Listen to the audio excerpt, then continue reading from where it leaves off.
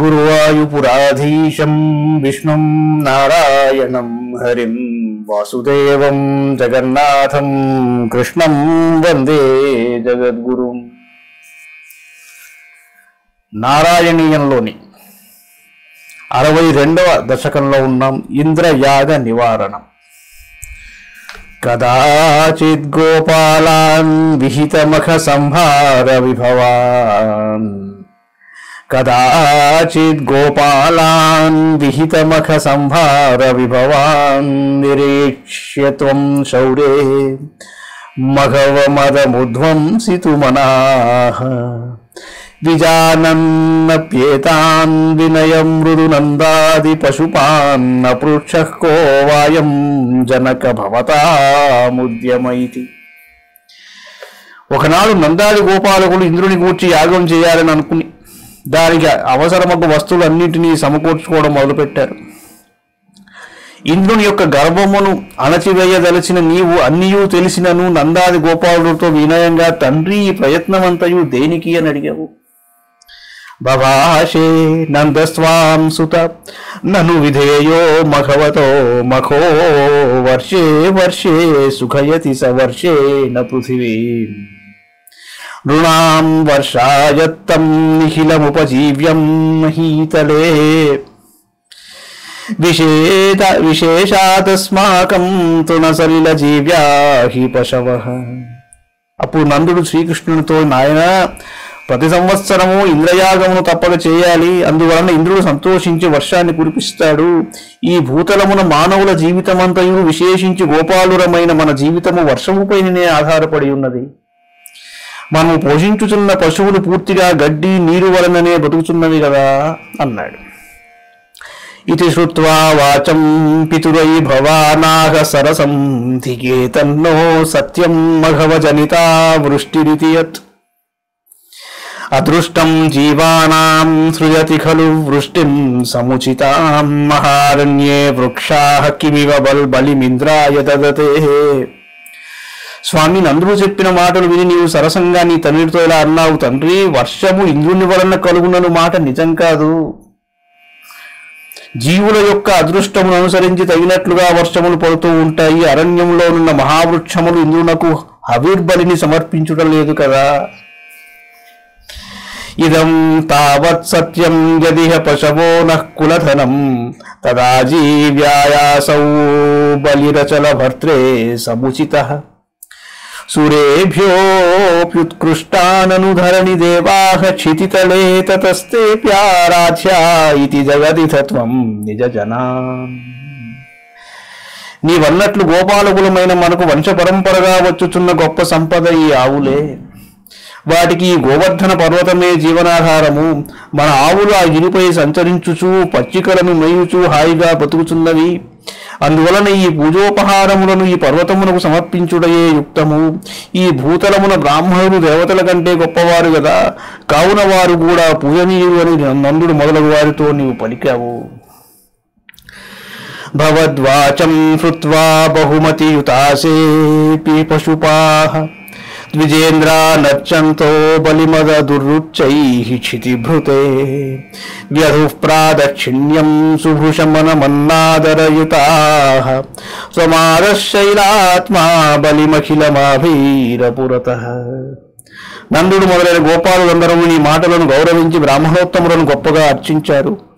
గోవర్ధన పర్వతమునకును నానా విధములైన పూజోపహారములు సమర్పించారు. ఆ పర్వతమునకు ప్రదక్షిణములు చేసి నమస్కరించారు. అప్పుడు నీవు నందాది గోపాలుల సమక్షముననే గోవర్ధన పర్వత రూపమున వారి నైవేద్యములను ఆరగించావు.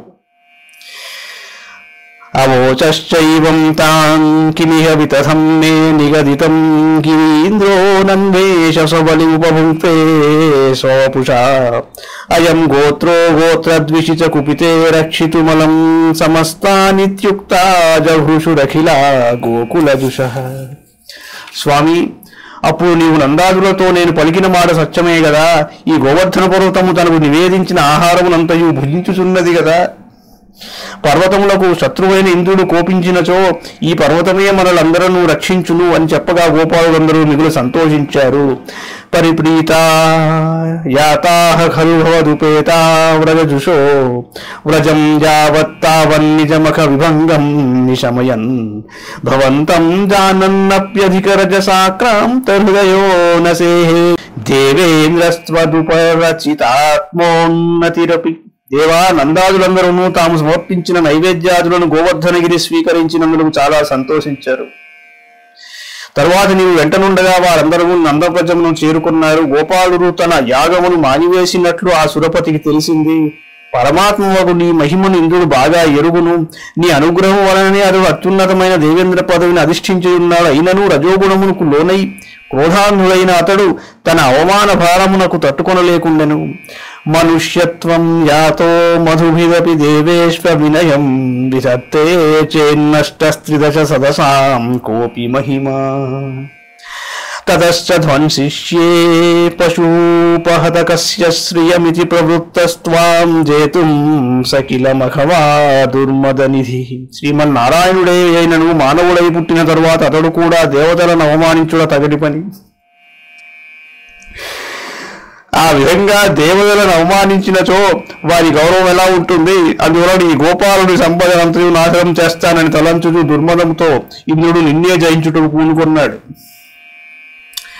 త్వదావాసం హంతుం ప్రళయ జలదానంబరభువి ప్రహిన్వన్ బిభ్రాణ కులిశమయమభ్రే భగమనః ప్రతస్థే నైరంతర్దహన మరుదాద్యైర్విహసితో భవన్మాయా నైవ త్రిభువనపతే మోహయతికం. ఇంద్రుడు అధిక గర్వముచే కన్నుమిన్నుగానక నీ ఉన్న గోకులమును పూర్తిగా నశింపజేయుటకు ప్రళయకాల మేఘములను ప్రేరేపించాడు. తాను కూడా ఐరావతం నెక్కి వజ్రాయుధాన్ని చేబూని బయలుదేరాడు. ఈ దృశ్యమును చూసిన అగ్ని, వాయువు మొదలైన దేవతలు తమలో తాము నవ్వుకున్నారు. త్రిభువనాధి నాథ, నీ మాయ ఎంత గొప్పవాడినైనను మోహ పరవశుని చేయును కదా. సురేంద్ర క్రుద్ధశ్చేద్విజ కరుణయా శైల కృపయాప్యనాతంకోస్మాకం నియత ఇతి విశ్వాస్య పశుపాన్ అహో కిం నాయాతో గిరిభిదితి సంచింత్య నివసన్మరుద్గేహాధీశ ప్రణుద మురవైరిన్ రమగదాం. అప్పుడు నీవు నందాదులతో దేవేంద్రుడు కోపగించినచో బ్రాహ్మణుల యొక్క ఆశీర్వచన బలము వలన గోవర్ధన పర్వతము యొక్క దయచే మనకెట్టి కష్టములు కలుగవు అని వారికి నమ్మిక కలుగునట్లు మాట్లాడావు. తరువాత దేవేంద్రుడు ఇంకనూ రాలేదేమి అనుచు అతని రాకకై ఎదురు చూచుచుంటివి. అట్టి గురువాయూరప్ప శ్రీహరి, నా రోగములన్నిటినీ దయతో తొలగించుము. చాలా గొప్ప రహస్యం ఉంది గోవర్ధనోద్ధరణ ఘట్టంలో. మనం రాబోయే దశకంలో దాని గురించి విపులంగా మాట్లాడుకుందాం. మంగళం భగవాన్ విష్ణు, మంగళం గరుడధ్వజ, మంగళం పుండరీకాక్షో, మంగళాయతనో హరి. సర్వం శ్రీకృష్ణార్పణమస్తు.